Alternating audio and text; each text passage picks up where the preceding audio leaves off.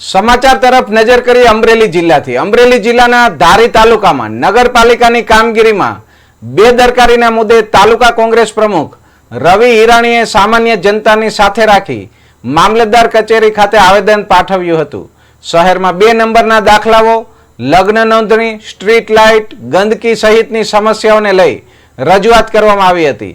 ધારી નગરપાલિકામાં કાયમી ચીફ ઓફિસરની નિમણૂક કરવાની પણ માંગ ઉઠાવવામાં આવી। રવિ હિરાણીએ ચીમકી ઉચ્ચારી હતી કે જો યોગ્ય કામગીરી નહીં થાય તો ધારી ખાતેથી આંદોલનની શરૂઆત કરવામાં આવશે।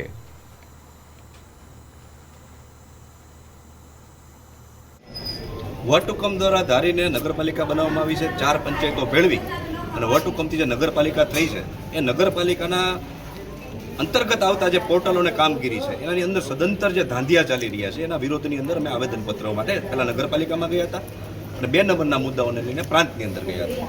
જ્યારે નગરપાલિકા જે ધારી છે એની અંદર તમારે લગ્ન નોંધણી પોર્ટલ, બિનખેતુનું પોર્ટલ, સબ પ્લોટિંગના પોર્ટલ, આવા જે પોર્ટલો 15 દિવસની અંદર ચાલુ થવા જોઈએ, 7 મહિના પછી પણ ચાલુ થયા નથી। કાયમી ચીફ ઓફિસરની માંગણી છે, ચીફ ઓફિસર સાહેબ અઠવાડિયામાં 2 વખત આવે છે, કાયમી ચીફ ઓફિસર મળે તેવી માંગણી છે।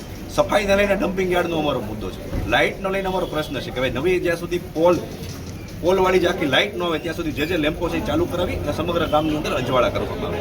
પણ એક અમે ચીમકી આપેલી હતી, ત્યારબાદ થોડીક કામગીરી અને લગ્ન નોંધણીનું એક પોર્ટલ ચાલુ અત્યારે કર્યું છે, બાકી તમામ પોર્ટલો બંધ છે।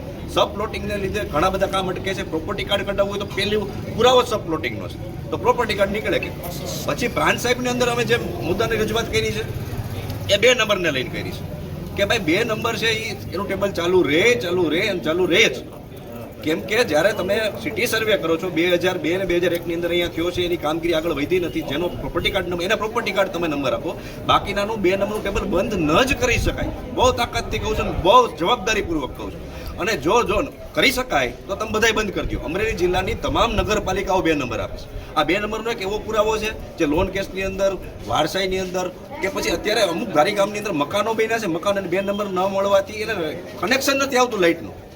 છોકરાઓને ફી માટે લોન લેવી છે તો એ 2 નંબરની લોન નથી લેવાતી, એટલે 2 નંબરનો પુરાવો બહુ અગત્યનો પુરાવો છે ને, એને બંધ ન કરી શકાય। ક્યાંય બંધ નથી તો ધારીમાં જ શું કામ આવો અન્યાય અમારી સાથે શું કામ, એવી રજૂઆત કરવા માટે અમે પ્રાંત કચેરી આવ્યા છે અને અલ્ટિમેટમ આપ્યું છે।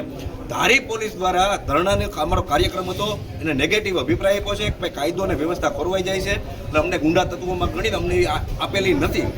પ્રાંત સાહેબને અમે રજૂઆત કરીએ છીએ, સાહેબ ગાંધી ચિંધ્યા માર્ગે અમને આંદોલન કરતા આવડે છે, 15 દિવસની અંદર નહીં થાય તો અમે આંદોલન ઉપર ઉતરીશું, અને પોલીસ કેસ કરશે અમારી ઉપર કે જેલમાં પૂરશે તો એ અમારી તૈયારી છે।